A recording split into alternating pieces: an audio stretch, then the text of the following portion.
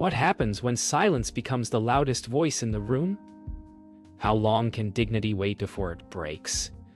What would you do if the world stared at your skin before your eyes? The morning sun spills through glass doors, touching marble floors that shine like they've never known footsteps of struggle. A man stands still.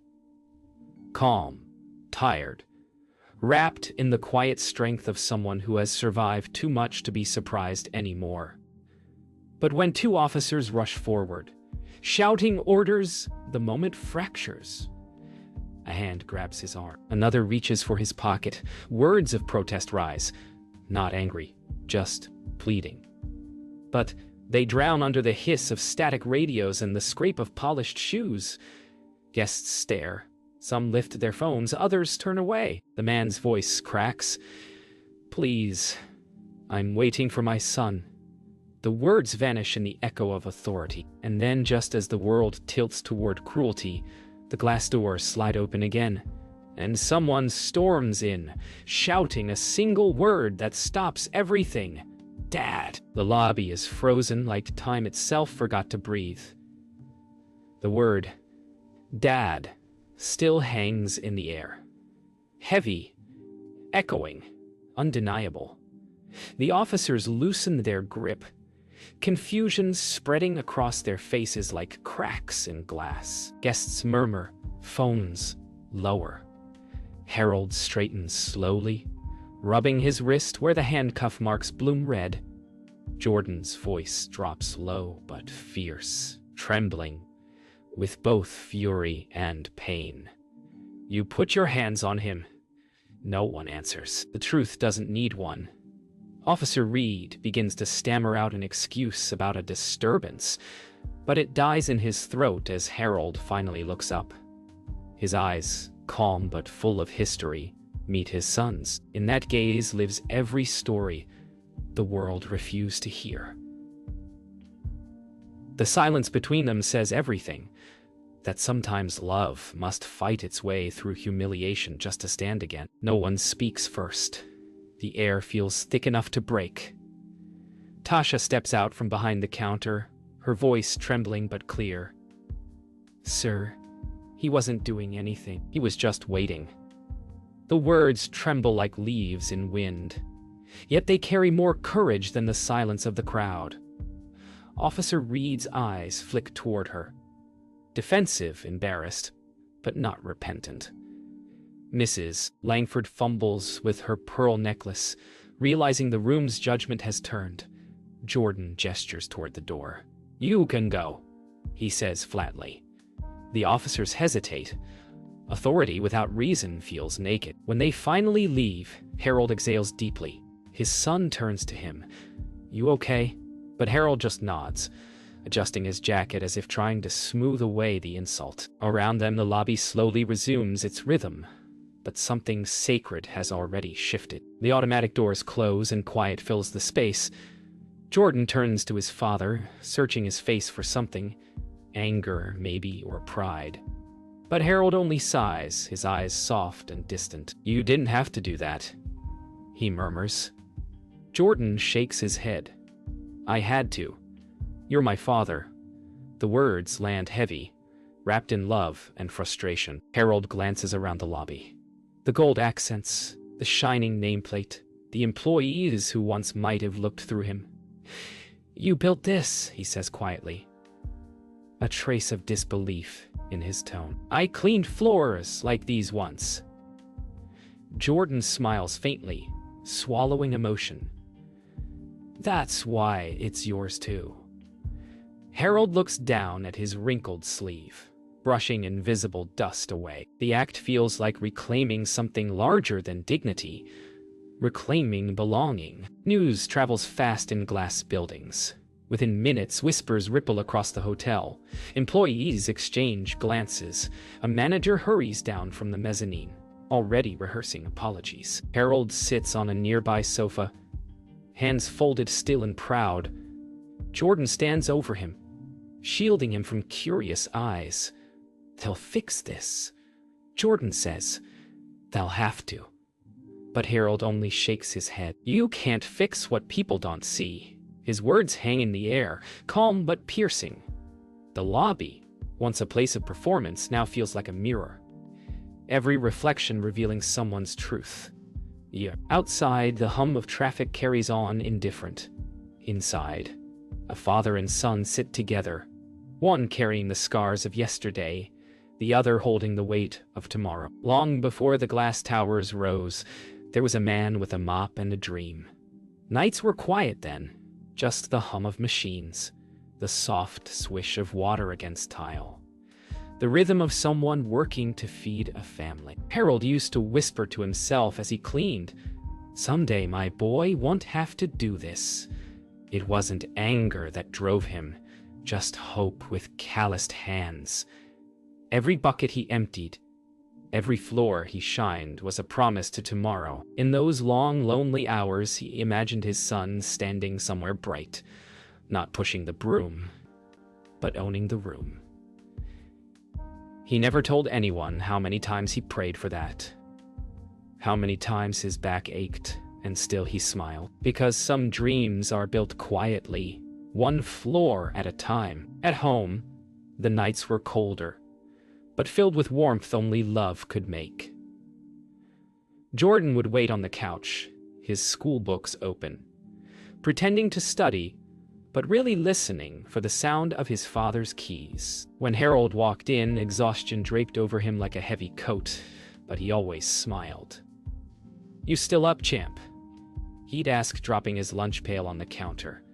Jordan would grin, eyes wide with pride. They talked about dreams, college, business, changing the world.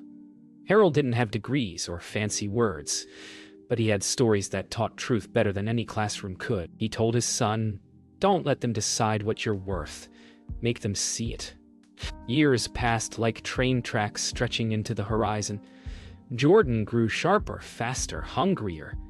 He studied during lunch breaks, worked evenings, and built ideas from scraps of faith his father left behind. Harold watched quietly from the sidelines, pride hidden behind silence. When Jordan finally said, "Dad, I'm opening my own hotel," Harold laughed, not out of disbelief, but pure awe. The same hands that once scrubbed marble would now shake hands in boardrooms.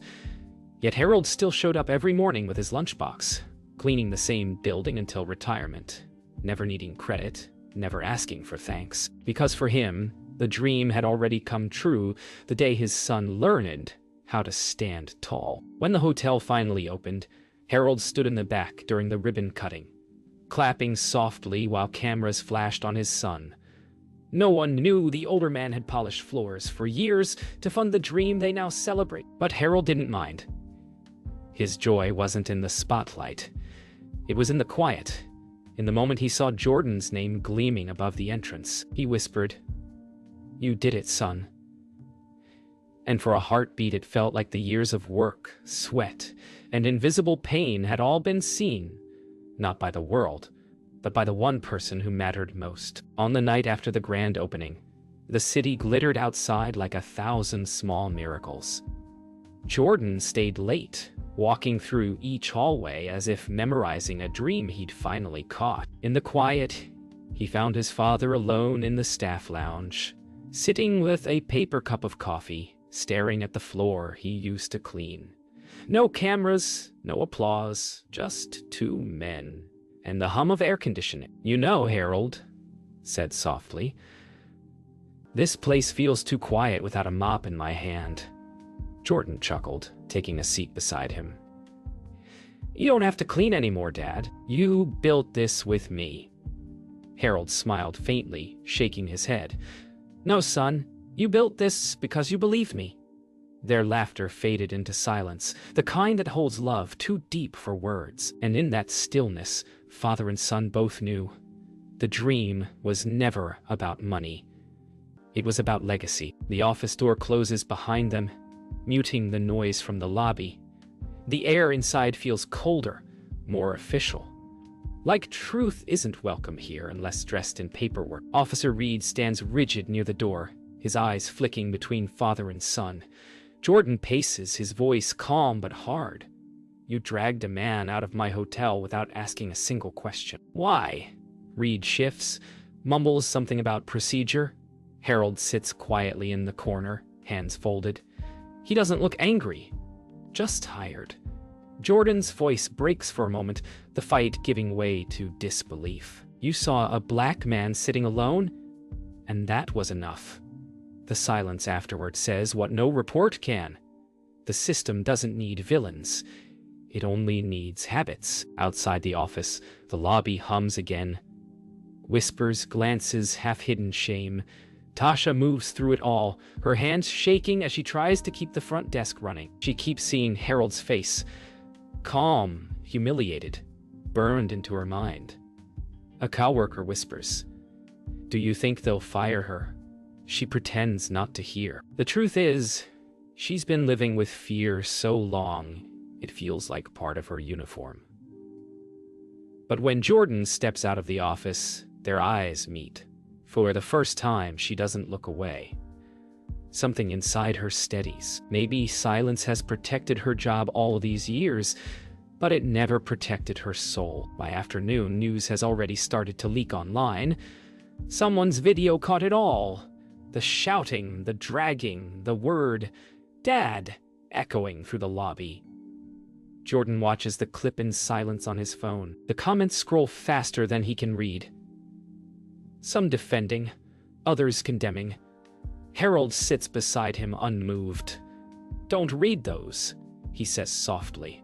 But Jordan can't stop. Each word feels like another cut, another reminder that dignity, even when defended, is never safe. He looks at his father and finally asks the question he's carried since childhood. "How did you live with it all?" Harold's voice, steady as always, answers, "I never stopped believing you'd live better." The general manager arrives, voice full of corporate apology and quiet panic. "We're handling the situation internally," she says, her smile tight as glass. Jordan listens, then interrupts. "No, you're not. We're facing it publicly." She hesitates. The kind of pause that values image over justice. Harold stands, adjusting his tie. "You don't have to do that, son," he says quietly, but Jordan does. "If I don't, then what did you teach me for?" The room goes still. It's no longer about a hotel, a mistake, or a misunderstanding. It's about who gets to tell the story, and who gets erased when they don't. That evening, Jordan gathers his staff in the lobby. The same marble floor that witnessed humiliation now becomes a stage for truth. Cameras are gone. Only people remain. He takes a breath. What happened here wasn't just a mistake, he says. It was a reflection of how far we still have to go. Harold stands near the back, quiet but glowing with pride. Every word from his son feels like light cutting through fog. Jordan continues, voice breaking but strong. "This hotel bears my name, but it carries his story." The staff listen, not out of obligation, but awakening. For once, the room doesn't echo with silence. It echoes with understanding. By morning, the story is everywhere.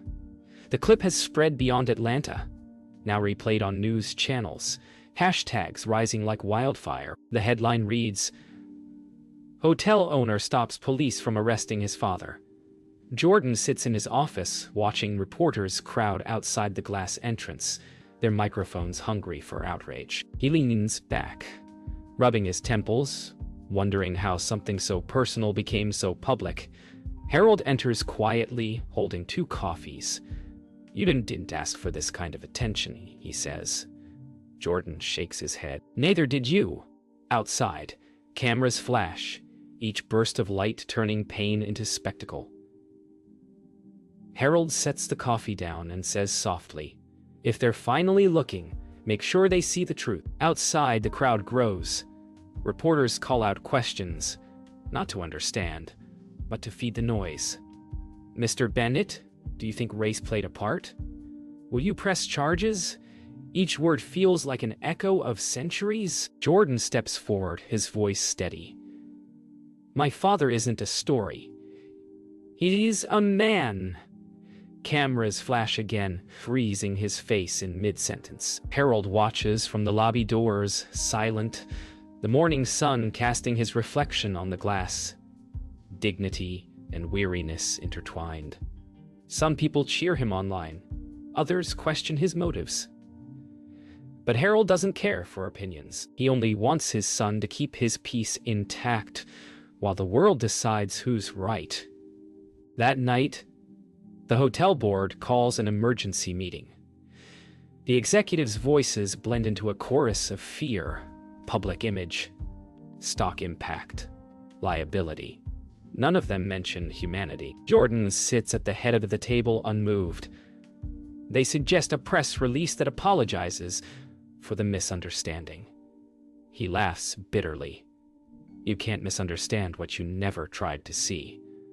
The room falls quiet. Harold, sitting in the corner, studies his son. The same boy who once did homework on a broken kitchen table now teaching powerful people what truth sounds like. The silence feels different this time, not shameful, holy. Later, Jordan walks alone through the quiet lobby. The same marble floor that once carried his father's shame now holds his footsteps with pride.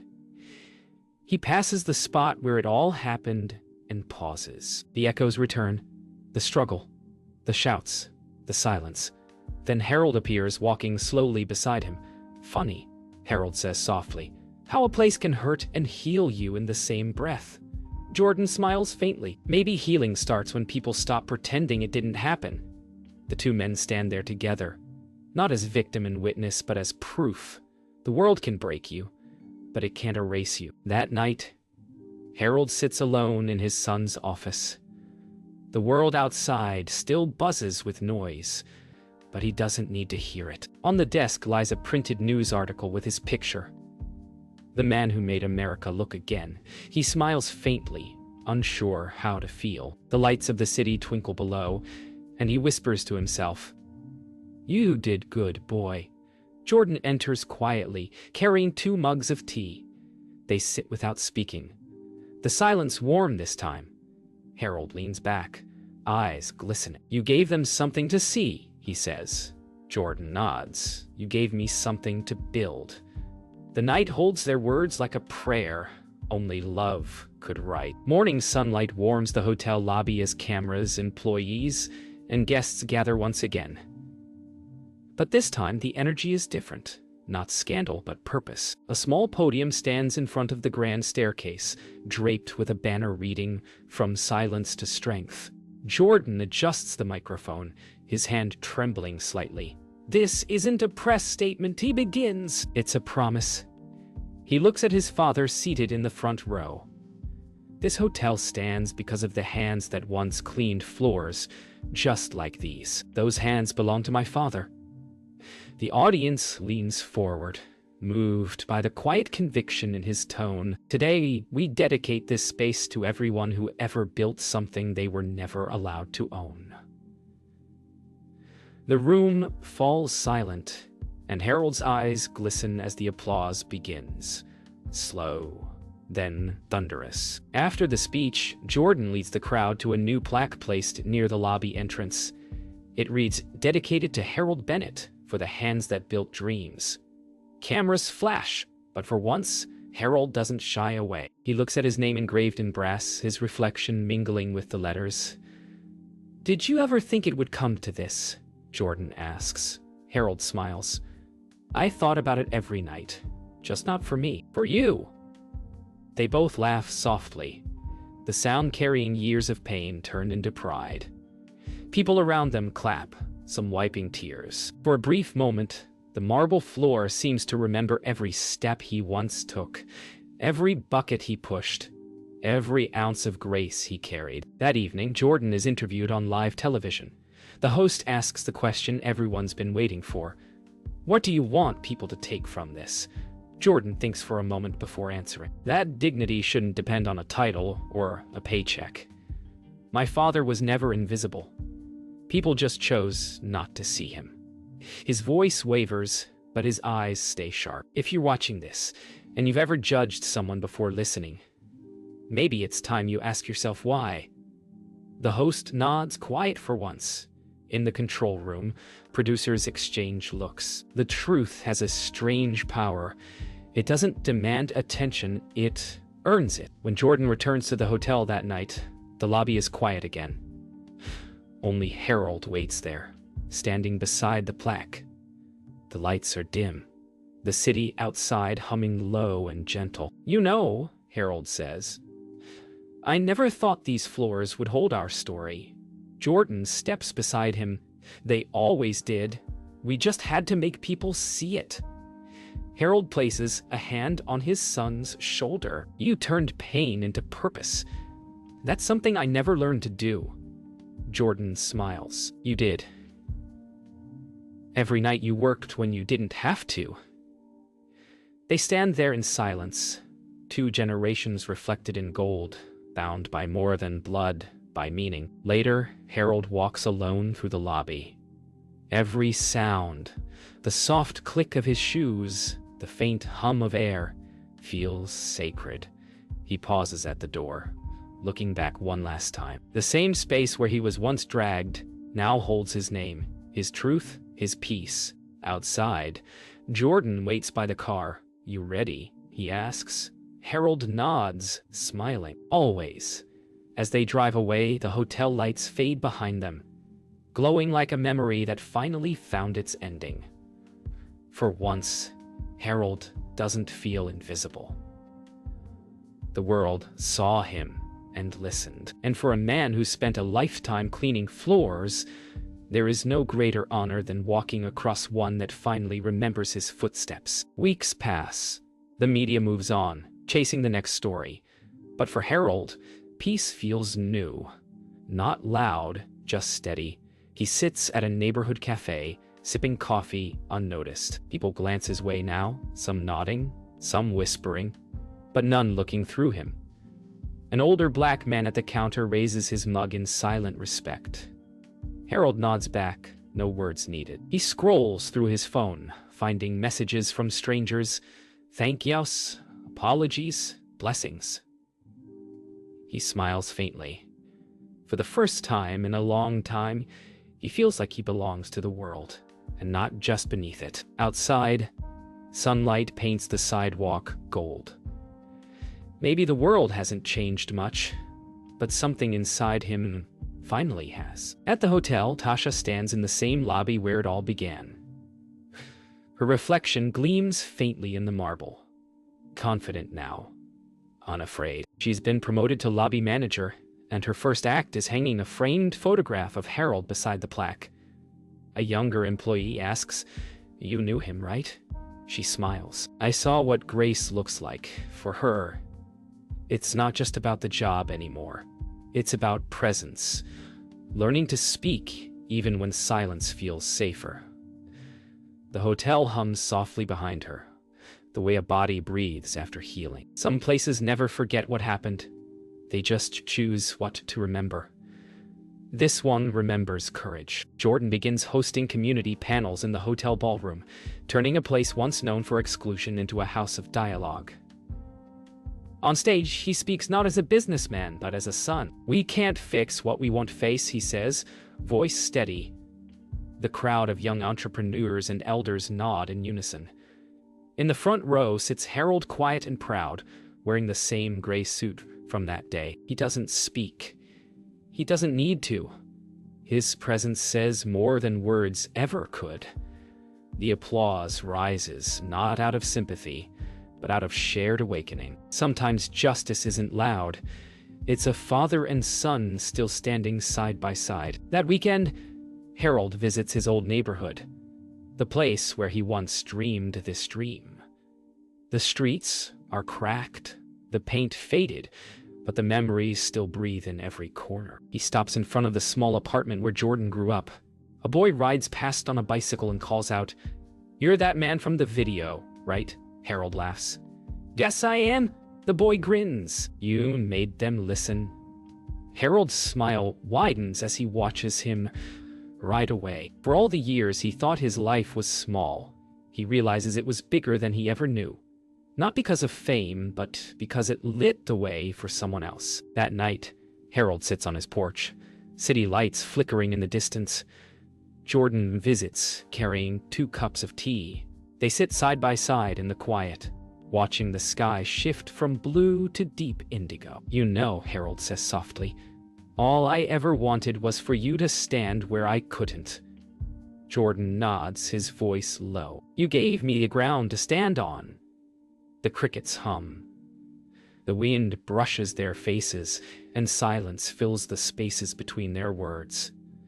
Not the silence of pain this time, but peace. The kind that comes when dignity is no longer waiting to be seen, because it finally is. A year has passed.